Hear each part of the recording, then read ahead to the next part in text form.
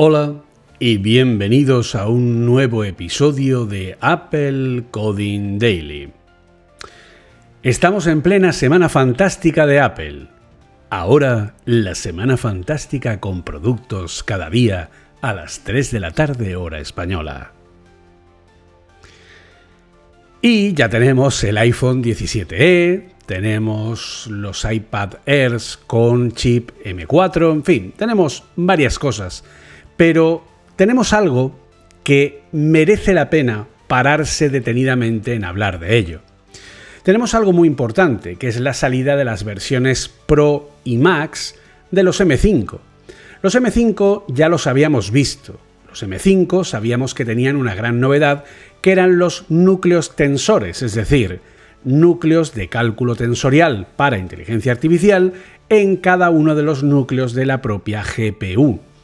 Pero, en vista a que, pues iban a sacar los Pro y los Max, pues todo el mundo pensó, yo el primero, que los M5 Pro y M5 Max pues serían, la evolución de esto que habíamos visto con una nueva GPU y ya está. Pues va a ser que no. Así que esto es lo que vamos a analizar, porque lo que Apple ha hecho no es coger el chip del año pasado, el M4, añadirle núcleos, ponerle los nuevos núcleos tensores y hacer pues lo que viene haciendo desde el M1, que básicamente es meter más habitaciones en una casa ya construida, ¿vale? No. Ahora han derribado la casa por completo y la han reconstruido desde sus cimientos con una arquitectura completamente diferente. Es el primer cambio real de cómo funciona un chip Apple Silicon desde que llegó el M1.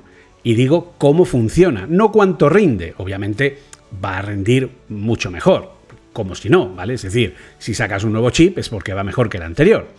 Pero aquí no vamos a hablar solo de porcentajes, vamos a hablar de por qué este cambio importa, qué significa en el mundo real, a dónde lleva esto en el futuro y de paso, pues ver un poco cómo se compara con datos reales, ¿vale? Con Nvidia en este momento actual del boom de la inteligencia artificial. Así que, allá vamos.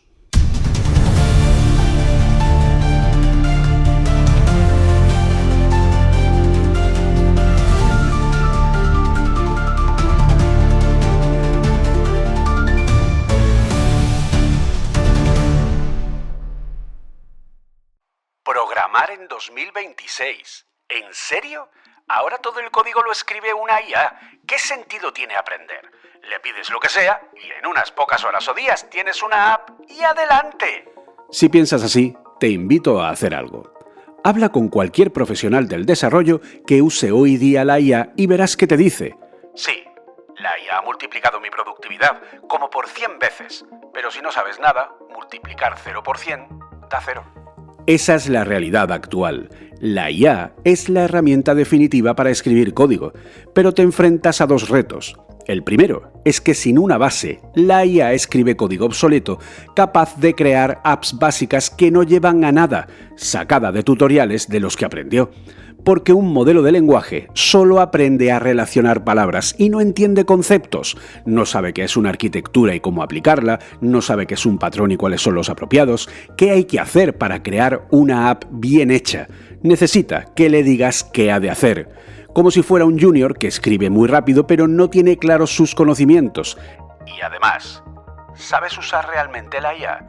¿Sabes qué es un skill, un agente, comandos, hooks, cómo combinarlos, configurarlos, el fichero de instrucciones de cada proyecto? En el Swift Developer Program 2026 te vamos a enseñar a ser programador, a entender los conceptos para que seas capaz de usar el multiplicador por 100 de la IA para crear tus propias apps como hay que hacerlas, para que sean productos con recorrido y no el resultado de un tutorial que cualquiera podría copiar y pegar. Porque recuerda, se trata de ser programador, no de escribir código. Swift Developer Program 2026. Infórmate en acoding.academy/SDP26.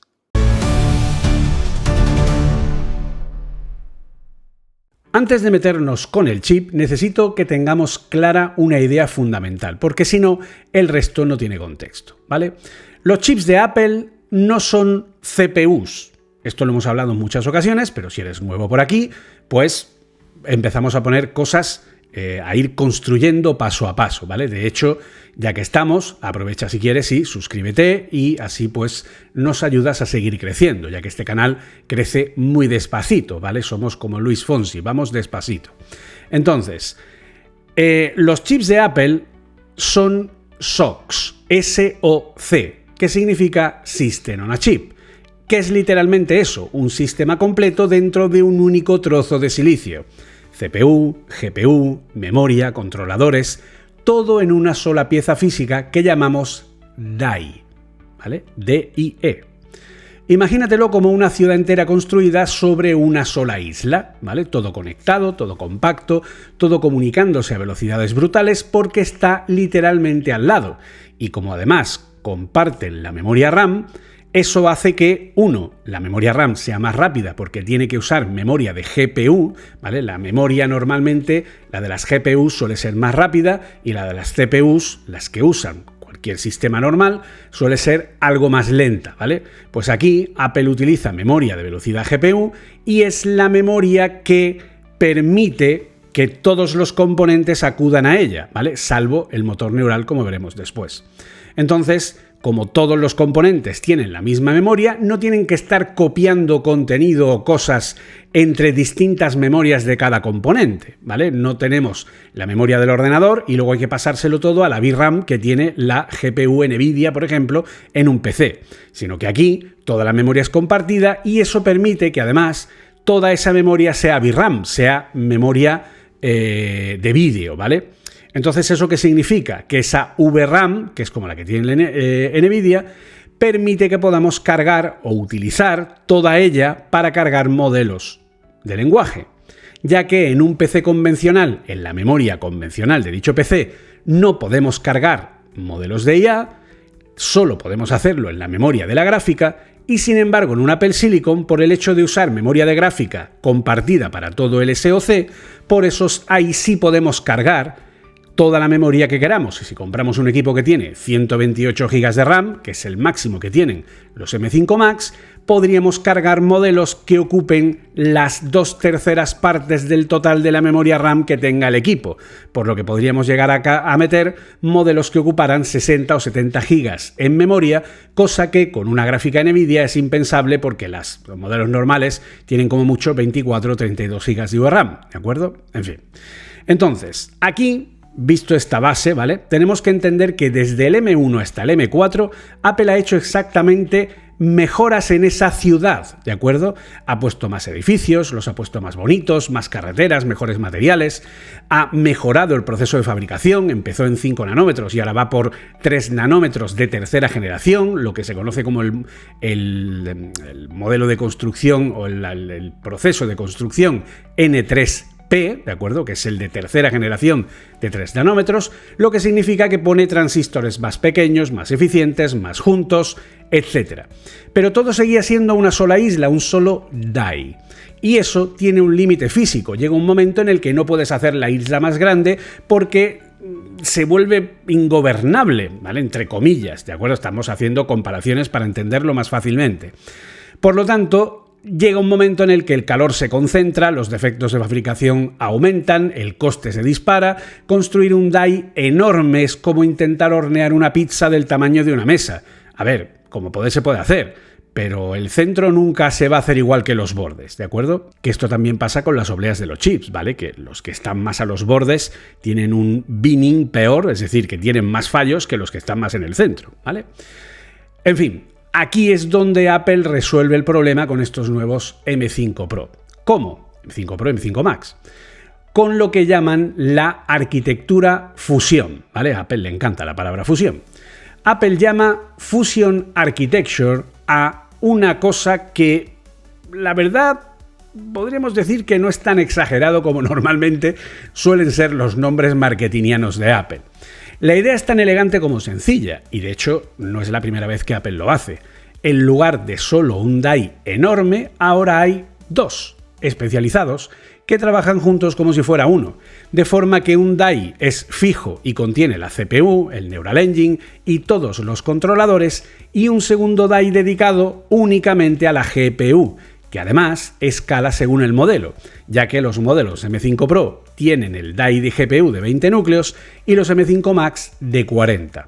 Ambos conectados mediante un empaquetado de alta densidad con un ancho de banda y una latencia que hace que la separación física sea prácticamente irrelevante para el rendimiento, lo que cuando hacían los Ultra se llamaba el Ultra Fusión o Fusión Ultra, algo así creo que se llamaba, que eran canales de comunicación de memoria que podían llegar hasta los 2 teras y medio por segundo de transferencia. Es una auténtica burrada, ¿vale?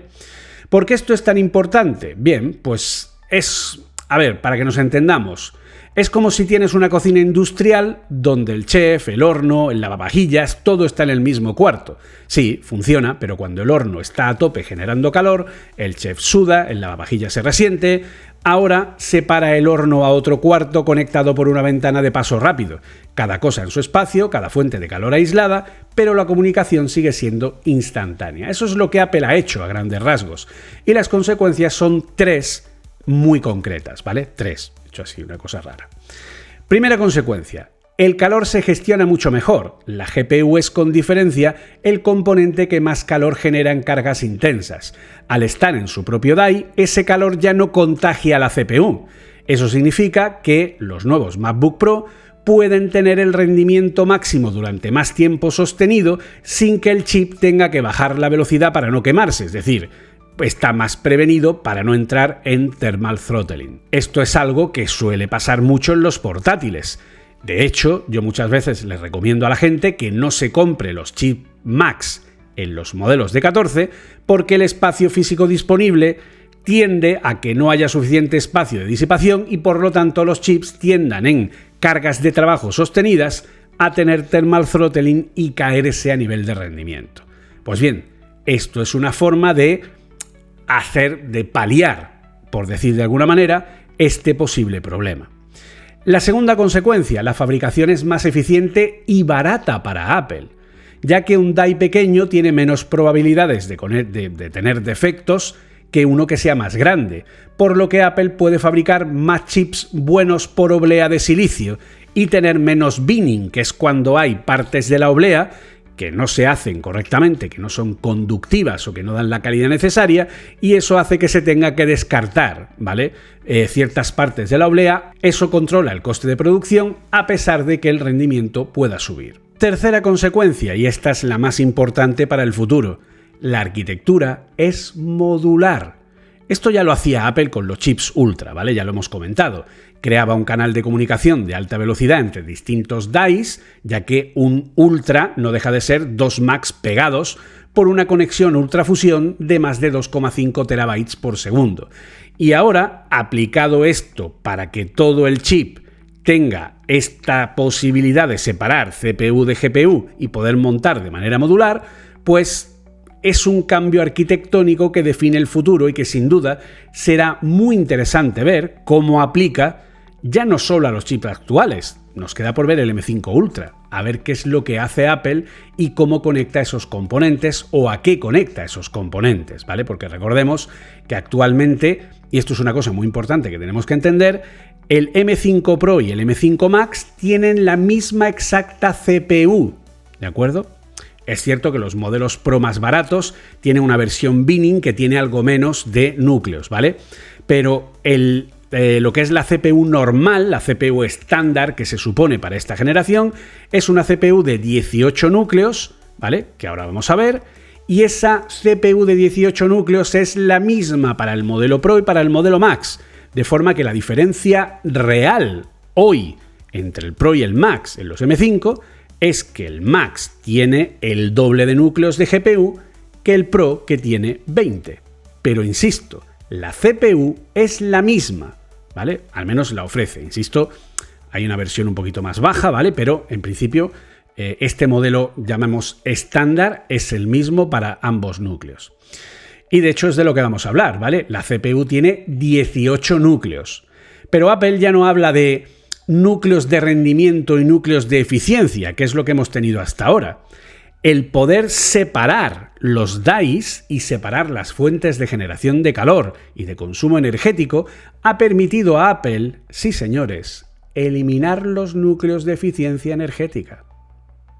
Esto es un cambio brutal.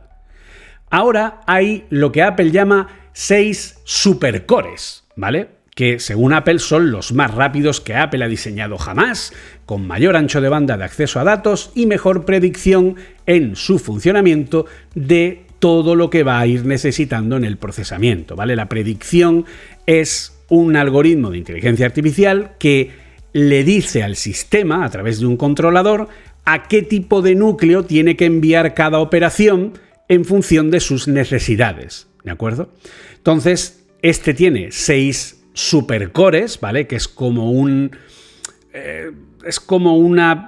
digamos, a ver, según más o menos he podido leer, porque obviamente a día de hoy no tenemos toda la información, parece ser que estos supercores están basados en los núcleos que ya tenía Apple de alto rendimiento, pero aumentándoles el ancho de banda y aumentándoles su capacidad, haciéndolos más rápidos, ¿de acuerdo?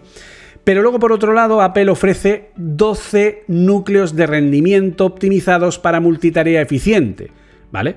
Es decir, estos nuevos 12 núcleos estos nuevos núcleos son nuevos y están hechos sobre una base de lo que eran los de eficiencia, dándoles rendimiento multinúcleo, que los de eficiencia no lo tenían. Internamente tenían una especie de en el M4, porque debía ser una prueba, ¿vale? Pero ahora ya lo tienen de manera directa. Por lo tanto, tendríamos 18 núcleos con una capacidad mucho más alta para lo que es toda esta multitarea eficiente y que podrían tener más de un hilo, esto está por confirmar, ¿de acuerdo?, por cada uno de sus distintos núcleos, ¿vale? ¿Esto qué es lo que hace? Que un nuevo MacBook Pro en 2026, pues en fin, según Apple, ya no está diseñado, a ver, sí, pero tú no te compras un MacBook Pro, o no deberías, para navegar por Internet o para escuchar Spotify ahorrando batería, ¿vale? Está diseñado para ejecutar modelos de lenguaje grandes, renderizar vídeo en 8K, compilar proyectos de decenas de miles de líneas, en fin. Como el perfil de uso ha cambiado y Apple quiere dejar muy claro cada uno de los perfiles, ¿vale? Porque de hecho puede que en el momento que estéis viendo este vídeo ya haya aparecido el MacBook Neo, el MacBook con chip de iPhone. Entonces Apple va a bajar aún más el perfil de uso. Si tú quieres tener un ordenador de entrada para perfil ofimático, que básicamente es lo que harías con un iPad, pero en un sistema operativo de escritorio, con un factor de forma de portátil, tienes el nuevo MacBook Neo, que se le calcula aproximadamente un precio de unos 700 euros, ¿de acuerdo? 700 euros, 8 GB, 256 de SSD.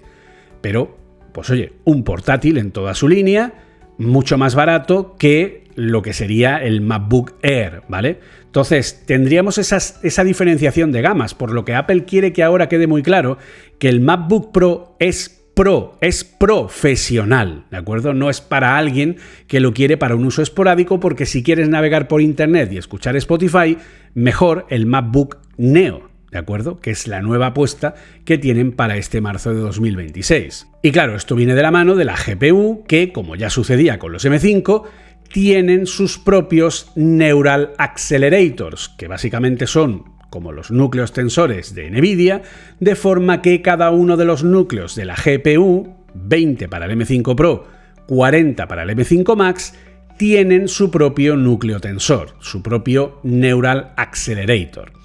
Además, combinado con el Neural Engine de 16 núcleos que tiene en el DAI principal, que además, muy importante, aquí un detalle que ha pasado desapercibido pero que importa mucho, el Neural Engine del M5 Pro, M5 Max, no es solo más rápido en cómputo, es que tiene un ancho de banda mayor en el acceso a memoria, ya que tenemos que entender una cosa, el Neural Engine era un cuello de botella, esto lo hemos explicado cuando hablamos del M5, el Neural Engine era un cuello de botella, porque el Neural Engine necesita una memoria que esté pegada a sí mismo para ir más rápido, ¿vale? Los Neural Engine en los chips anteriores no solo tienen una enorme capacidad de cálculo y ejecución de IA, sino lo más importante es lo rápido que podía leer y escribir los datos en memoria mientras trabajaba, porque, insisto, el Neural Engine tiene su propia memoria dedicada, por lo que tiene que estar pasando, metiendo, tal, porque esa memoria es mucho más rápida y no se puede poner esa memoria para todo el equipo porque además no funciona de la misma manera. Entonces, ¿qué es lo que ha hecho Apple? Ha aumentado el ancho de banda para que ahora el Neural Engine tenga un menor cuello de botella, ¿vale? Por lo tanto, ya no es que sea más rápido, es que lee, procesa, piensa, esa combinación hace que el chip funcione muchísimo mejor para lo que está hecho esto, que es la inferencia de inteligencia artificial. Y de hecho, hace poco alguien, me ha parecido leerlo por redes, ha conseguido hackear lo que es el Neural Engine y conseguir también entrenamiento de modelos con porque estaba limitado a nivel de software, ¿vale? Por lo tanto, pues oye, es un cambio muy, muy importante. El resultado en números, pues bueno, Apple dice que el M5 Pro procesa prompts de modelos de lenguaje casi 4 veces más rápido que el M4 Pro, por la suma de tener la CPU y la GPU por separado, que la GPU tenga núcleos tensores, que el ancho de banda del Neural Engine sea mayor, que el ancho de banda de todo el equipo también sea mayor, etc. La generación de imágenes casi 4 veces más rápida y el pico de cómputo GPU para inteligencia artificial es más de 4 veces superior al del M4. En fin, no son porcentajes pequeños, son un salto bastante interesante, ¿vale? Hay un concepto en el mundo de la IA que es incluso más importante que la velocidad del procesador, que lo hemos comentado, y más importante incluso que los núcleos, que es la memoria y el ancho de banda de la memoria. Un modelo de lenguaje grande, un LLM, como los que usa ChatGPT o como los que podemos usar en local con Oyama o con LM Studio o con MLX, ¿vale? No es un programa que se ejecuta una vez y termina, es una estructura de datos masiva que tiene miles de millones de parámetros que hay que estar leyendo y escribiendo de manera continua mientras genera cada nuevo token, cada nueva palabra de respuesta. Y la velocidad a la que puedes mover esos datos de la memoria al procesador y de vuelta es el cuello de botella real, no la potencia de cálculo bruta, ¿de acuerdo? Por lo tanto, si tienes que estar trabajando con la GPU, con el motor neural, eso va a la memoria luego va a la CPU y la lee, no sé cuántas. Tener toda la memoria en el mismo sitio, que los componentes la lean desde distintos lugares sin tener que estar copiándola, pues desde luego es importante. Y que luego, cada vez que un componente pueda leer, pues esa información se mueva a una gran velocidad. El M5 Pro mueve datos a 307 GB por segundo y el Max a 614, el doble. El M5 Max puede tener hasta 128 GB de memoria unificada que, pues eso, permite que todos los componentes compartan el mismo elemento, que no copien, que las transferencias de memoria sean mínimas y que el ir a por información sea mucho más rápido. Para que tengáis un contexto, una RTX 4090 de Nvidia, que es la gráfica ahora mismo más potente a nivel consumidor, tiene 24 GB de VRAM y un ancho de banda de unos 1008 GB por segundo. Más rápido el ancho de banda, por supuesto. Por ejemplo, si yo quisiera cargar un modelo como GLM 4.7 Flash en cuantización de 8 bits, necesitaría al menos 31,84 GB. Me está dando aquí LM Studio, ¿vale? Un GLM 4.7 Flash, que es un modelo que funciona muy bien para desarrollo, etcétera, a pesar de que, bueno, ya está el 5 y tal, pero todavía no hay versiones más pequeñas. Aún así, la GLM 4.7 Flash MLX de 8 bits en LM Studio son 31,84 GB. Obviamente eso no cabría dentro de una Nvidia de 24. Teniendo en cuenta que en el MacBook podemos tener hasta 128 GB, pues obviamente hay bastante margen. Entonces, claro, Nvidia tiene esa limitación que, bueno, a ver, podríamos poner más memoria, pero claro, es que coger Nvidias con más memoria para poder utilizar para inferencia tiene un coste pues bastante más alto que incluso la propia memoria que tiene Apple, ¿vale? Y luego hay otra diferencia que también es la que menos se menciona, pero es importante para los desarrolladores, y es el ecosistema de software. Nvidia lleva décadas con CUDA, que es su plataforma de programación para GPU. CUDA es muy potente, es maduro, tiene una comunidad enorme y prácticamente todo el ecosistema de IA, PyTorch, TensorFlow, etcétera, todas las grandes librerías están optimizadas para CUDA, ¿vale? Todas las librerías de entrenamiento, y eso pues obviamente es una ventaja real, por lo que CUDA pues sigue siendo, a pesar de ser propietario, la solución que todo el mundo utiliza para servidores, workstations, data centers, etcétera, etcétera. Sin embargo, Apple no se está yendo a eso, ¿vale? Apple se está yendo a la parte de usuario. Apple tiene MLX, que es su framework de Machine Learning para Apple Silicon, que además ya es open source desde hace un par de años y que ha evolucionado a una velocidad bastante buena. MLX está diseñado exactamente para toda esa arquitectura de los Apple Silicon y lo que hace es que permite utilizar la IA desde un punto de vista más cercano tal vez al usuario, ¿vale? Por lo tanto, no reemplaza a CUDA, porque CUDA sigue siendo la primera elección para el entrenamiento de modelos de cientos de millones de miles de parámetros, ¿vale? Pero NVIDIA serviría para ese tipo de uso concreto, pero para ejecutar dichos modelos, para inferencia en local, en privado, sin latencia de red, sin pagar por tokens, MLX y estos nuevos M5 Pro, M5+, pues son una apuesta bastante seria por parte de Apple, ¿vale? El argumento sigue siendo el mismo por parte de la compañía, es decir, no somos más potentes que NVIDIA, somos la opción más capaz que puedes llevar contigo y usar sin depender de Internet, de servidores ni de plataformas propietarias. Es la nueva filosofía de Apple. Somos importantes en la IA a nivel profesional de usuarios y para ciertos flujos de trabajo como desarrolladores que trabajan con modelos locales, editores de vídeo, investigadores que necesitan privacidad, etc. Y ese argumento, pues desde luego, es imbatible. Los M5 Pro y M5 Max son los primeros chips Apple Silicon donde la IA no es una característica, es la razón de ser de todo el diseño. Y esta nueva arquitectura fusión, los nuevos Neural Accelerators para cada núcleo de GPU, el ancho de banda mucho más alto, los máximos de 128 GB de memoria, que sí, que la memoria de Apple ya sabemos lo que pasa, pero tal como está ahora mismo la memoria, pues tampoco es que sea una diferencia brutal, ¿vale? Pero bueno, el caso es que todo apunta en la misma dirección. Apple ha decidido que el futuro de la informática personal pasa por ejecutar modelos de inteligencia artificial directamente en el dispositivo, sin servidores, sin latencia, sin suscripciones a la nube para cada consulta. Puede ser que hoy todo esto esté en un nivel de madurez lo suficientemente bueno, pero no comparable con la nube.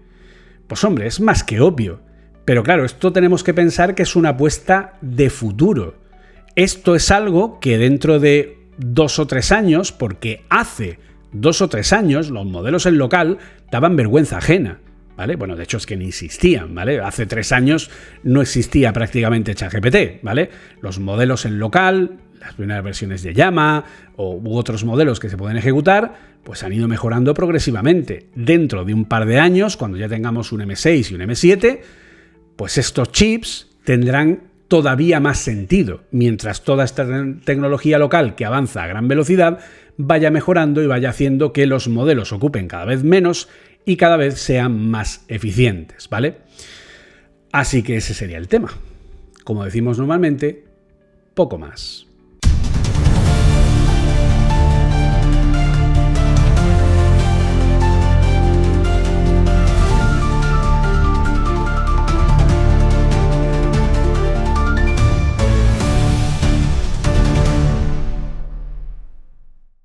Y no, si estabais esperando características de los equipos, etcétera, pues nada, ahí tenéis la nota de prensa. Podéis saber los precios, dónde va.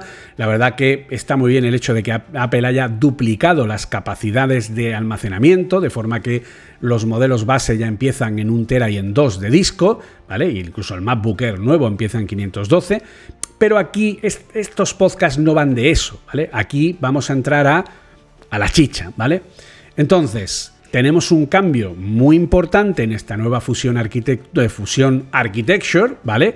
Que usa este multi-die como un fundamento de diseño, no como una extensión, que ha cambiado completamente la forma de construir los chips y donde estaríamos hablando de, pues a lo mejor un posible M5 Ultra que pudiera tener 80 núcleos de GPU, 256 más podría, porque el Ultra ya llegaba a 512, pues imaginaros 1 tera de memoria unificada, ¿vale? Más de 1200 gigas de ancho de banda, en fin, una auténtica locura que podría hacer que un futuro Mac Studio Ultra o un futuro Mac Pro pues sea un equipo bastante grande. Y diréis, bueno, sí, es que vale mucha pasta. Vale, sí. ¿Y cuánto vale un servidor de NVIDIA, campeón?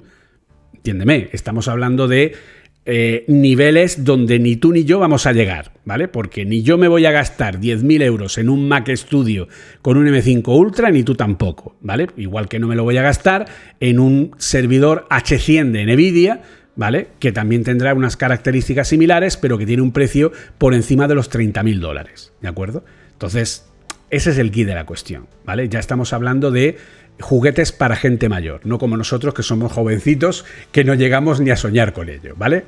En fin, es lo que hay. Y segundo, esta arquitectura no es del M5, esta arquitectura es la próxima década de Apple Silicon. La arquitectura de los M1 fue la que definió todos estos años, desde el año 2020 hasta ahora, y ahora lo que tenemos es la arquitectura para los próximos 5 o 6 años, incluso para la próxima década, ya que el M6, el M7, el M8 van a heredar este diseño y lo van a escalar. Lo que Apple ha presentado esta semana no es un chip, es el plano de todos los chips que vienen. Y luego, muy importante, que estamos en un momento en el que la calidad del hardware está dejando de ser la barrera para trabajar con inteligencia artificial. La barrera ahora es el conocimiento, saber cómo usar el modelo, saber cómo configurarlo, saber cómo funciona la herramienta, cómo integrarlo en tu flujo de trabajo, cómo sacarle partido. La máquina ya es suficientemente buena. Ahora lo que importa es que tú aprendas a usar esas herramientas, ¿vale? Y para eso, pues ya sabes que tienes bNative. En bNative acabamos de publicar un nuevo curso de introducción a la inteligencia artificial, donde os contamos todo lo necesario en un curso de más de 5 horas, donde os cuento todo lo que tenéis que saber para trabajar con inteligencia artificial, qué son agentes, qué son modelos, qué es un transformer, cómo funcionan los razonamientos, el RAG, es decir, todo lo que necesitáis saber para entender cómo funciona la IA y cómo funcionan la forma interna, que es esencial para saber cómo poder controlar las herramientas. Así que poco más, si os ha gustado ya sabéis, suscribiros, dejarnos like, etcétera, etcétera, compartidlo, ayudadnos a que esto llegue a más gente, hypearnos, esta cosa nueva que tiene YouTube, y nos vemos o oímos pronto si Jobs quiere. Hasta entonces, un saludo y good Apple Coding.